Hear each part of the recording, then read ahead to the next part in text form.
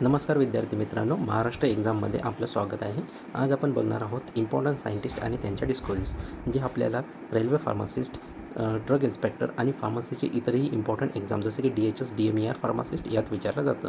First आहे Oswald शिमिटबर्ग, यांना father of फार्मकोलॉजी म्हणून ओळखलं जातं.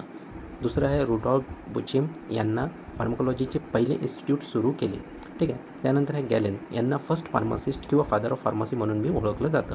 पॉल एलरिच यांना फादर ऑफ केमोथेरपी म्हणतात. अलेक्झांडर फ्लेमिंग यांनी पेनिसिलिनचा शोध लावला, जो पहिले अँटीबायोटिक होता. ठीक आहे. त्यानंतर आहे सेलमन वॅक्समन यांनी स्टेप्टोमायसिनचा शोध लावला, जो TBमध्ये वापरला जातो. बँटिंग अँड बेस्ट यांनी इन्सुलिनची डिस्कवरी केली, जी डायबेटिक पेशंटसाठी लाईफ सेव्हिंग ड्रग आहे.